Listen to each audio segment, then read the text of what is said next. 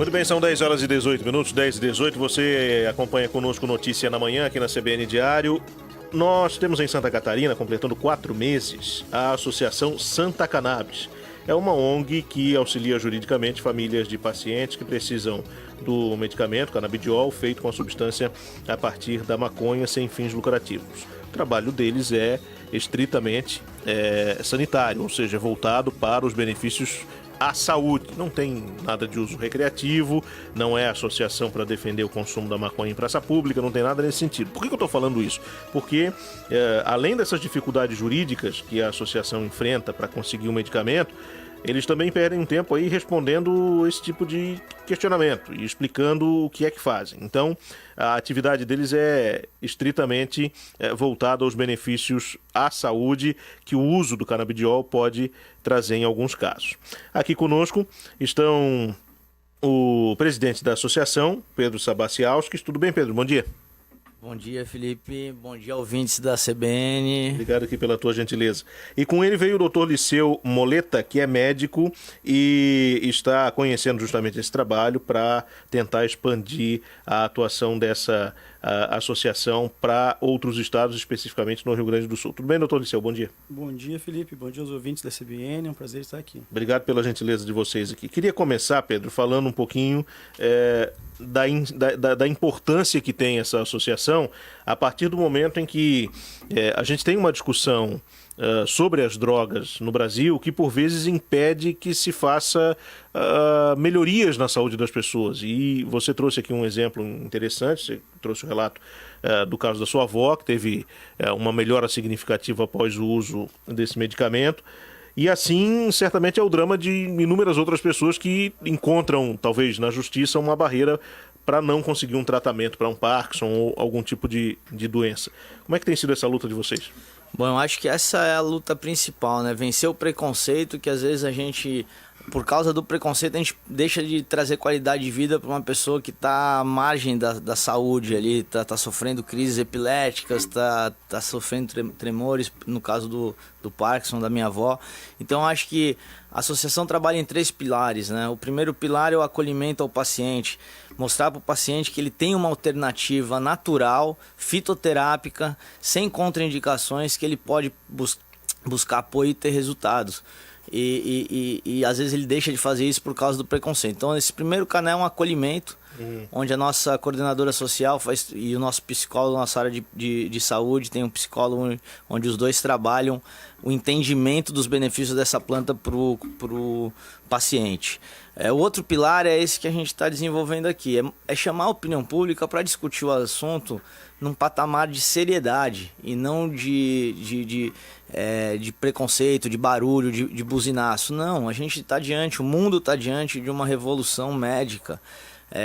Todos os países mais desenvolvidos já entenderam isso, e a gente, o tamanho que nós temos, o tamanho de quantidade de terra que nós temos, eu acho que além da questão de saúde, nós temos que ver a questão também como um trampolim de geração de emprego e renda, como por exemplo para as pessoas de agricultura familiar.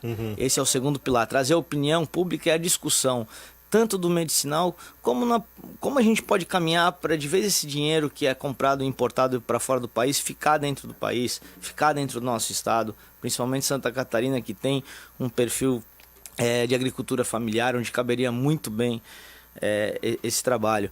E o terceiro pilar nosso é criar um grupo multidisciplinar de autoridades e com referências para que a gente possa discutir a nível científico uma cadeia de produção, uma cadeia de desenvolvimento de produtos de qualidade, de matéria-prima medicinal realmente, com testes, melhor cepa, para o melhor tipo de planta, para a melhor região do estado, por exemplo.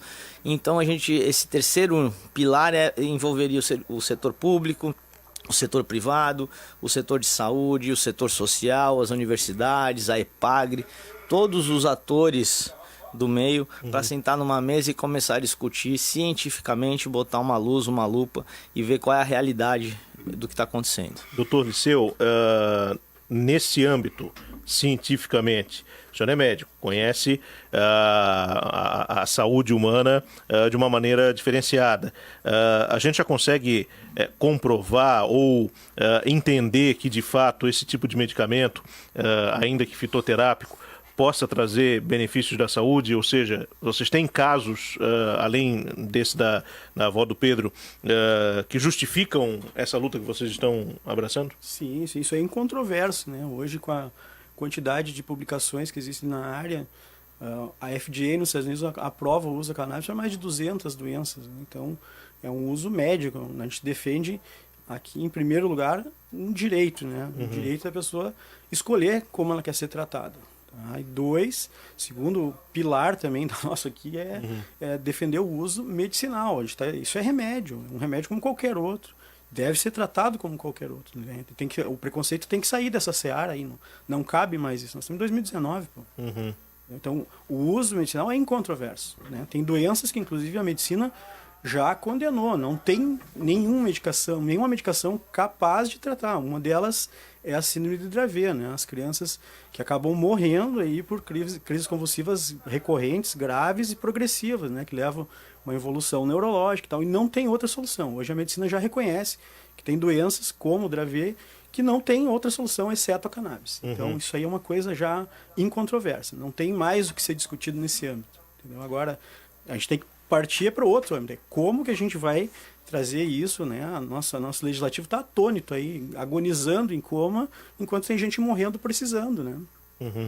Vocês atendem hoje, Pedro, cerca de 50 pacientes aí. Basicamente, quais são as necessidades deles e como vocês ajudam para que eles possam ter um pouco mais de qualidade de vida no seu tratamento? Bom, a gente hoje está com o número exato de 42 pacientes que a gente está dando assessoria e trazendo esclarecimento. Existe todo um processo para a pessoa primeiro desmistificar, depois ela entender que ela tem que passar por um médico que vai receitar.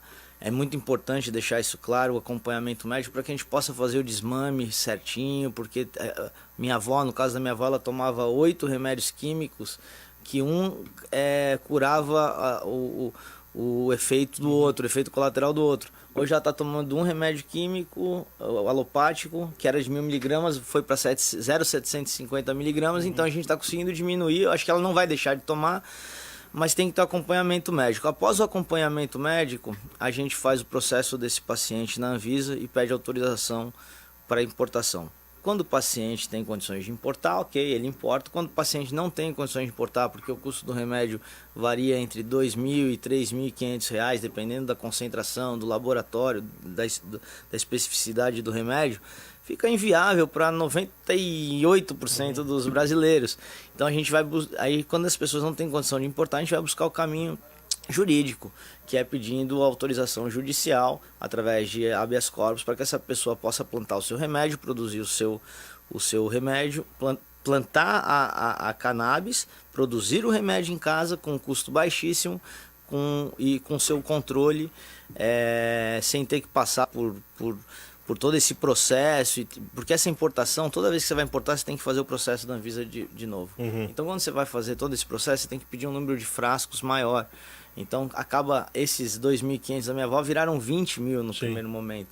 Então, evita todo esse problema. Eu acho que o nosso trabalho é esse. Primeiro, tirar o preconceito. Segundo, levar para o médico e depois dar a opção dele ou importar ou entrar com o processo jurídico. Você mostrou aqui pra gente, a gente não, infelizmente não tem como mostrar no rádio, mas a foto da sua avó, 2 fotos, né? Uma delas, ela ainda bastante acometida pela doença, e na outra que parece uma outra pessoa, que você disse que foi uma melhoria por causa do medicamento. Queria que você contasse resumidamente qual é a doença dela, como é que era o problema e como é que ela ficou depois de começar o tratamento com canabidiol. Bom, a minha avó tem Parkinson há mais de 8 anos, ela tomava em média 8 remédios alopáticos, um remédio servia para melhorar o efeito colateral do outro, e ela estava uma verdadeira morta-viva. Ela ia da cama para o sofá, do sofá para o banheiro, esse era o circuito, babava, não falava, estava toda travada, pupila dilatada, vivia caindo, com tontura.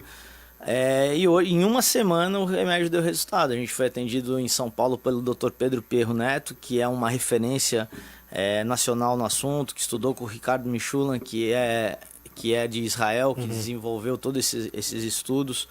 junto com outras partes do mundo, né? Mas e aí ela teve uma melhora tão surpreendente que a gente falou, puxa, isso aqui tem que ser mostrado para o resto das pessoas, eu tenho que levar isso daqui para Santa Catarina, porque esse remédio a gente conseguiu no Nordeste, através de uma associação no Nordeste. Então a gente que já tem, inclusive a gente já tem uma associação chamada Abrace que já tem autorização judicial, e é para isso que nós queremos caminhar. A gente quer que a gente tenha essa possibilidade aqui em Santa Catarina, o mesmo que o pessoal tem na Paraíba, por exemplo. Então essa é a nossa luta. Sim. Doutor, tem efeitos colaterais o uso do canabidiol? Claro que cada caso é um caso, evidentemente, mas em linhas gerais eu estou fazendo essa pergunta porque, como eu falei no começo, né, a primeira manifestação acaba sendo de preconceito. Ele traz efeitos colaterais? Depende o uso, né? O uso medicinal dentro de condições controladas, dentro com estandartização do extrato, que é uma coisa que hoje a gente não consegue, né? A gente não tem autorização para isso, né? A própria indústria farmacêutica não pode fazer a mensuração do que tem na planta realmente ali, que tem efeitos benéficos e pode, porventura, ter algum efeito colateral, mas os efeitos colaterais são mínimos, né?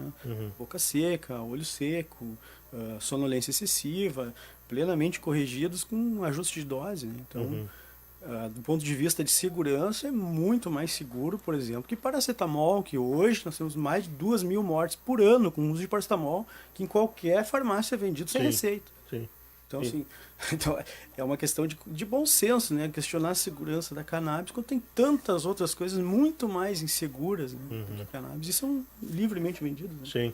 Pedro, rapidamente para fechar aqui que nosso tempo está acabando, quem eventualmente está nos ouvindo e quer de alguma maneira o auxílio de vocês ou até ajudar de alguma forma, como é que vocês podem ser encontrados? Felipe, a gente está no www.santacannabis.com.br. A gente está aberto para associados que são pacientes e associados que não são pacientes, que queiram ajudar na causa, apoiadores, profissionais que queiram participar do grupo multidisciplinar com ideias, com referências, pode nos procurar.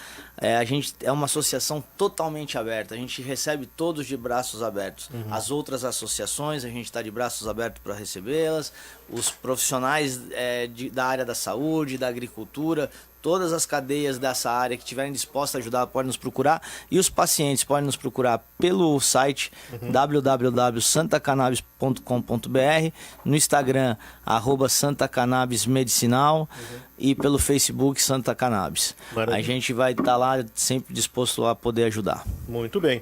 Então, está feito o convite para que você, inclusive, conheça um pouco mais sobre esse assunto. Pedro Sabaciauskas, presidente da Santa Cannabis, e também o Dr. Liceu Moleta, médico, conversando conosco aqui no Notícia na Manhã. Obrigado, bom dia para vocês. Obrigado.